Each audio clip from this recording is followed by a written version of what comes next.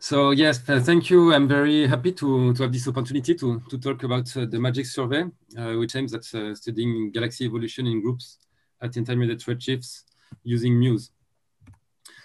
Okay, so I've been quite introduced already. So you know that galaxies evolve in various environments, and from voids to groups, filaments, and even clusters at the encounter of filaments. It's what is observed in Redshift survey, but also reproduced in numerical simulations. And so the goal here is to try to understand what is the impact of environment on the mass assembly mechanisms that enables to form the double sequence we see today, and noticeably the star formation quenching, how galaxy gets red and passive, so how this red sequence is built. Okay, so as I've said, quenching is one of the main impact of environment. So there are two modes of quenching. So the environment quenching, as you can see here on the left side, so meaning that at higher mass, you have more chance to get, you have a larger fraction of red and passive galaxies. But if you look even to low mass, if you get in over density, you see that you increase, when you increase the density, you increase the fraction of quenched galaxies.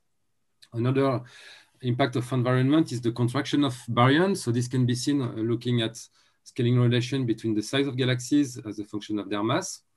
And this contraction can be seen in both star-forming galaxies that are in blue here and passive galaxies. So the baryons, and specifically the stars, are more contracted.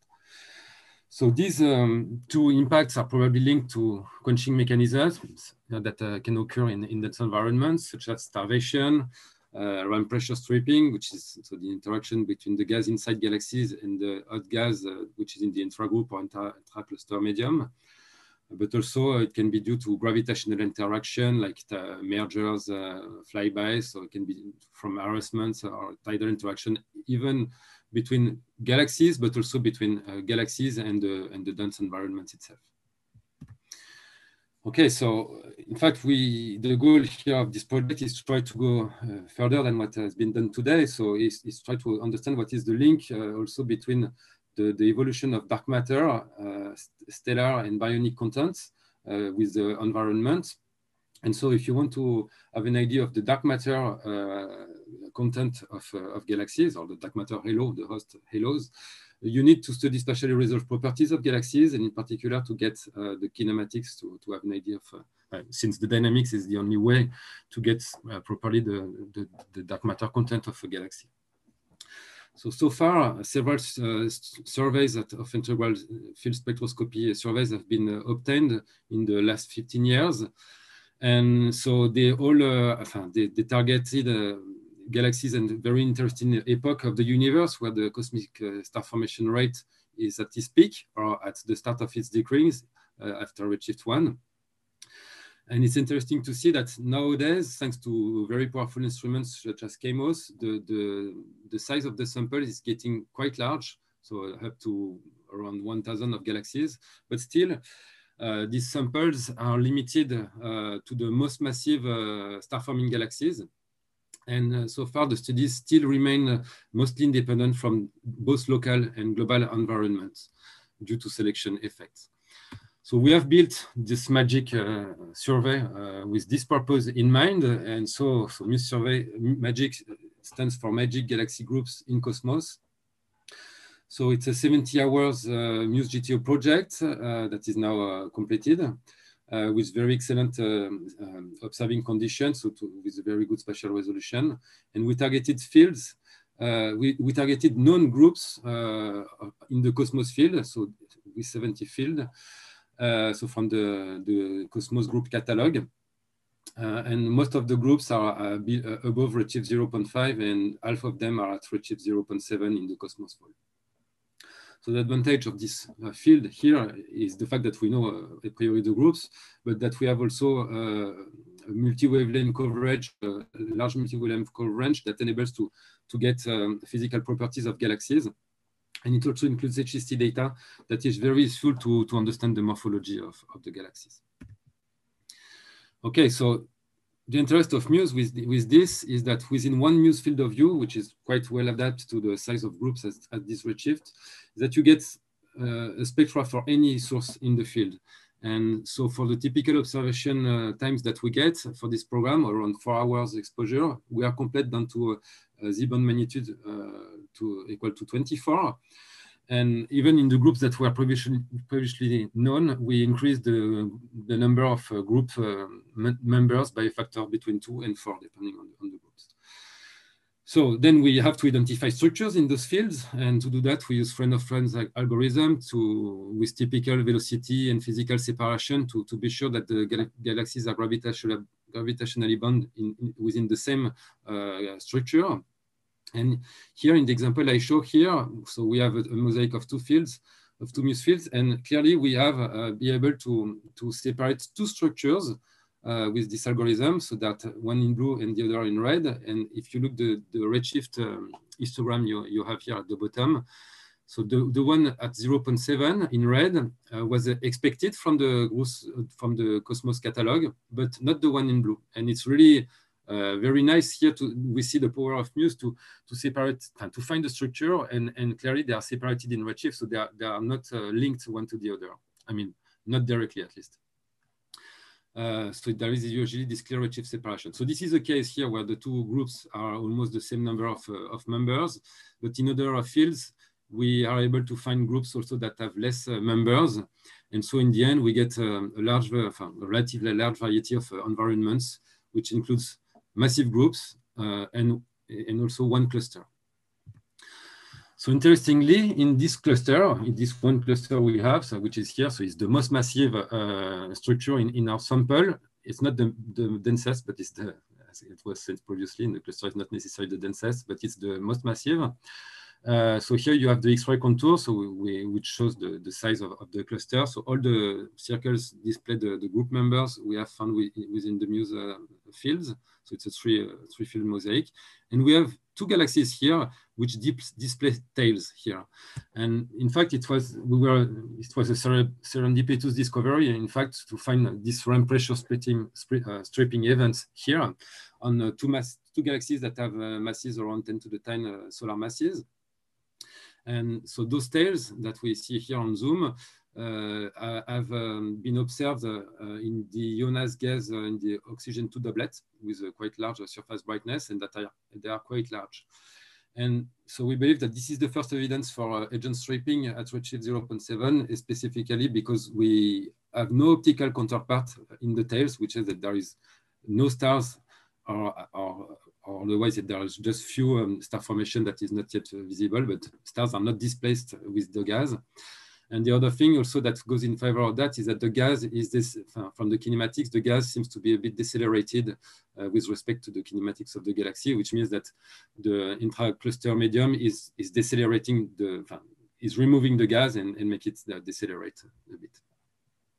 We also find another giant Jonas gas structure in this survey. So in the densest group we have in the survey, and we find this very giant nebula that was Jonas Nebula.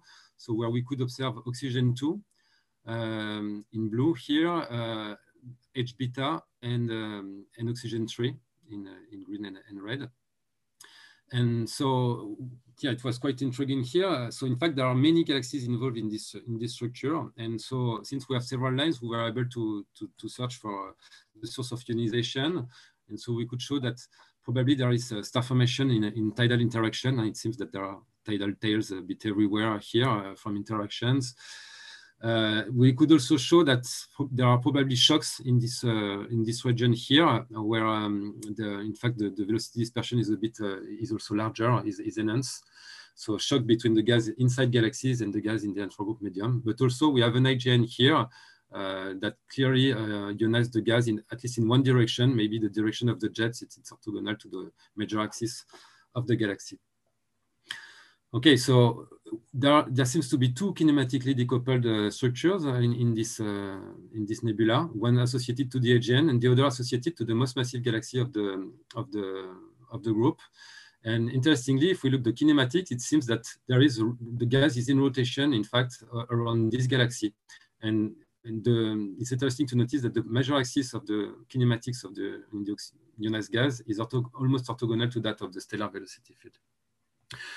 So it means that maybe the gas has been extracted from galaxies or from AGN, and then is rebuilding a disk. Is being trapped inside the gravitational potential of the most massive galaxy. So this one of the 5 minutes till Q&A. Okay, so now I get to the core of the project, so the study of the dynamics. So we started by a sample of A group at redshift above 0.5. So this is the work of Valentina Abril-Melgarejo. So we have selected star-forming galaxies on the main sequence of star-forming galaxies. And in order to get correct signal-to-noise ratio, we derive a selection with a threshold on the signal-to-noise ratio of oxygen 2 to get significant oxygen 2 kinematics, and also a limit here on the size of the galaxy so that the kinematics are resolved. So typically the size has to be larger than the PSF. And so we get with that to 70 galaxies in the sample, on which we perform morphokinematics analysis. The morphology analysis is a spherical a bulge disk decomposition in order to find, in particular, the center, the size, and the inclination, so geometrical parameters that are used in the kinematic analysis. So for the kinematics, we extract maps here from the data cubes, and then we do a kinematics model, so using a high-resolution velocity field that takes also into account the beam smearing effect to fit the data. So here is just the display of what has been done. So here we have the HST data, the bulge disk decomposition. Here you have the observed velocity field, the model taking into account the beam smearing.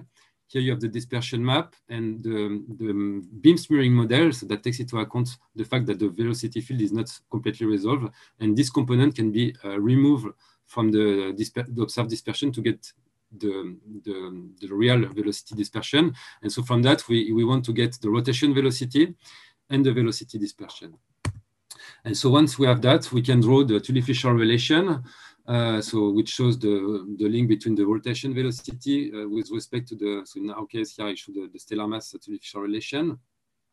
So we fitted on our sample the Tully-Fisher relation, so it's the black curve, but we also fit the same Tully-Fisher relation with the same methodology on other samples, so from CHAMOS, so the CHAMOS 3D and the CROST sample, but also the OREL sample that is with low-slit spectroscopy. So we fit their points with the same methods, and then we fix the slope we find for those samples to our sample in order to see if we can find an offset in the 0 point. And indeed, what we found is that there seems to be a quite large offset, in fact, in the various Tully-Fisher relations that we study. So in particular, also the ones that takes into account the asymmetric drift correction term here is the velocity dispersion. Then we have two ways to interpret that. So the first way is to assume that the velocity we observe is tracing the dark matter halo mass, which means that in fact the plateau would be reached. In that case, we can assume that since the stellar mass is lower, that means that inside the given dark matter halo, we have less stars. 1 minute and 40 seconds till Q&A. And so this can be seen as the fact, okay, that the star formation, that the galaxy entered in a group and decreased its star formation. And so if we use typical decrease of star formation, we can compute a quantity time scale that would correspond to the time at which the environment has had an effect on the star formation inside the galaxies.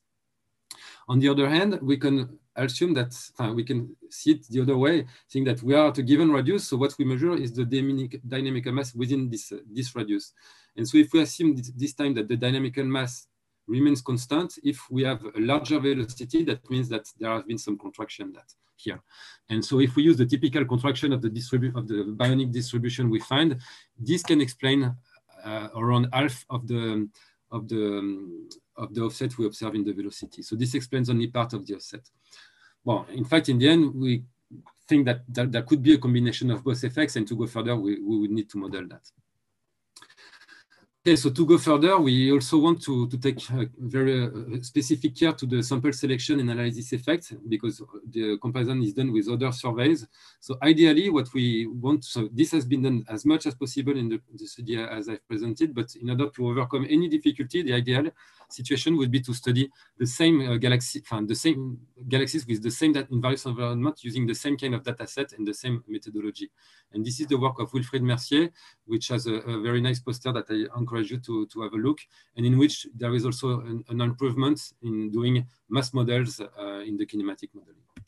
So here are my conclusions. So I will just maybe skip the summary and go more to the next step. So the idea now is really to complete this study with removing this selection and methodological biases, and then to perform other dynamical studies of the function of environment, such as angular momentum, but also stellar kinematics on both star-forming galaxies and red sequence galaxies, and also to increase the diversity of environment using a broader data set.